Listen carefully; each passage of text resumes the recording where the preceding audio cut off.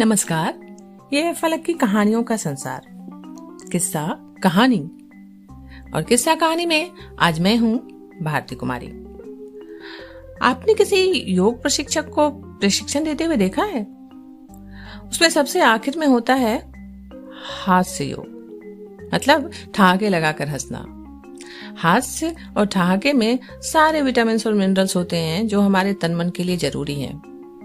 इसीलिए हमारा चैनल अभी मना रहा है हास्य सप्ताह, और हास्य सप्ताह में मैं भारती कुमारी आप सबको सुना रही हूँ गोनू झा की कहानी।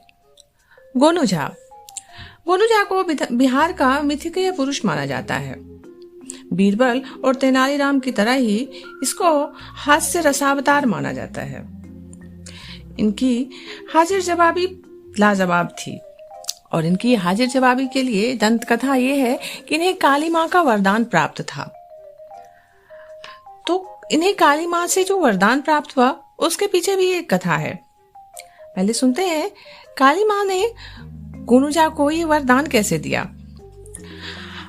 गोनू झा बचपन से ही माँ काली के अनन्य भक्त थे। किंवदंती है कि उनके बालोचित निष्कपट भक्ति भाव से प्रसन्न होकर माँ काली ने दर्शन देने का निश्चय किया, किंतु काली का विकराल रूप देखकर गोनू झा डर न जाए, इसलिए उन्होंने पहले स्वप्न में दर्शन कर जांचना चाहा। उन्होंने सपने में काली माँ को देखकर ठहाका लगा दिया और नाक पोंछते हुए प्रणाम भी किया। भगवती विस्मित रह गईं।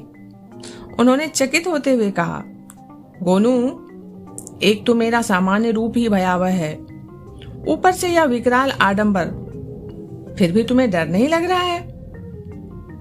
गोनू झा ने निर्भयता से कहा, माता, बाघिन से सभी डरते हैं, पर उसका शावक तो उसके साथ ही खेलता कूदता रहता है ना। माँ से बच्चों को कभी डर हुआ है? उत्तर सुनकर देवी प्रसन्न हो गई। फिर सहज होते हुए बोली, और मुझे देखकर हंसी क्यों आई? गोनू झा ने सहजता से कहा, माता, हम लोगों को तो एक नाक और दो हाथ हैं, फिर भी सर्दी जुकाम होने पर नाक पोंछते पोंछते बेहाल हो जाते हैं। आपके तो इतने मुंह हैं, हर मुंह पर नाक, पर हाथ दो ही हैं, फिर सर्दी जुकाम होने पर आप नाक कैसे पोंछती होंगी? अब काली माता को भी हंसी आ गई। उन्होंने आशीर्वाद देते हुए कहा, वत्स, तुम्हें तर्कों में कोई नहीं हरा सकता है, इसलिए हर चुनौती को सहर्ष स्वीकार करना। तो ये थी कथा कि गोनू झा को काली माता का वरदान कैसे प्राप्त हुआ, बुद्धिमत्ता का। अब सुनते हैं गोनू झा से जुड़ी एक और कहानी। टोकरी भर धान। बाढ़ के कारण गोनू झा के पड़ोसियों के खेत बह चुके थे। उनके अधिकांश खेत जो जिस उपजाऊ क्षेत्र में थे वहां भी बाढ़ का पानी पहुंच चुका था, पर फसल डूबी नहीं थी। गोनू झा नदी के किनारे खड़े होकर विनती करने लगे, हे कमला मैया, मेरे खेतों को बचा लीजिए और शीघ्र वापस चली जाइए। मैं 108 रक्तधारी जीवों की बलि दूंगा। संयोगवश पानी घटने लगा और उनके खेत बच गए। थोड़ा बहुत पानी खेतों में रह जाने के कारण धान की फसल के लिए वरदान ही सिद्ध हुआ। वर्षों बाद बहुत अच्छी फसल हाथ लगी थी। उस खुशी में उन्हें मनौती का ध्यान ही नहीं रहा। एक दिन पत्नी ने उलाहना देते हुए कहा, कमला मैया ने फसल तो हाथ उलीच कर दी और आप मनौती भी भूलता जा रहे हैं। मनौती का स्मरण आते ही गोनू झा चिंतित हो उठे।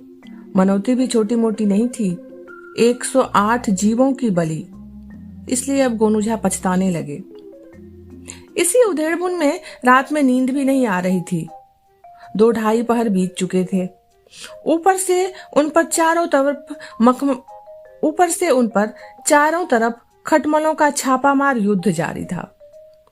पकड़ में आए खटमलों को वह गुस्से से स्पॉट पर ही खत्म कर देते थे। मारते मारते जब उनके हाथ लहूलुहान हो गए तो लगा कि क्रोध में कितने जीवों की हत्या हो गई।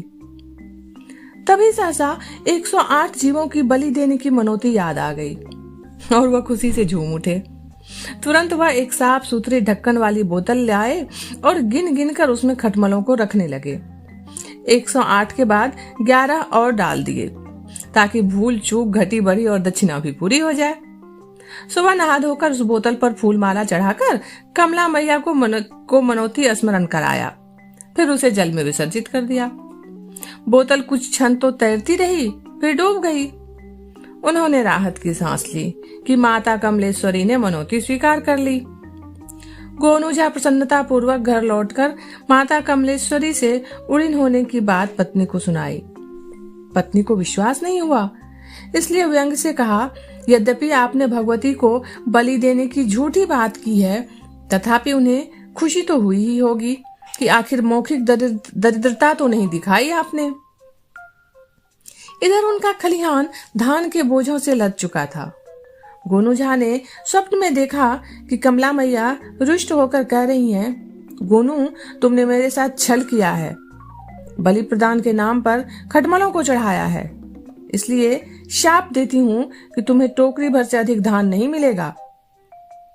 पहले तो गोनू झा चिंतित हो गए, तभी एक विचार कौंधा और फौरन 108 मन धान अटने लायक एक बड़ा गड्ढा बनवाने में जुट गए। गड्ढे के मुंह पर एक टोकरी रखकर बंद करवा दिया और फिर टोकरी की पेंदी काट दी। पेंदी कटी टोकरी में वह धान डलवाने लगे। कितना भी डाला जाता, धान का अता पता नहीं, क्योंकि नीचे गड्ढे में वह समा जाता था। जब तक गड्ढा बढ़ा नहीं, तब तक टोकरी खाली ही रही। अंततः वह समय भी आया जब टोकरी भरी। गोनू झा ने रात्रि में फिर स्वप्न देखा। माता कमला वात्सल्य भाव से कह रही थी, गोनू आखिर तुम ही जीते। मैं तुम्हारी चतुराई से प्रसन्न होकर वरदान देती हूँ कि हमेशा चिंता मुक्त रहोगे। ये कहानी इतनी ही। अभी आप सुन रहे थे भारती कुमारी की आवाज में गोनू झा की कहानियां। आप जुड़े रहिए फलक के चैनल के साथ, जिसका नाम है किस्सा कहानी।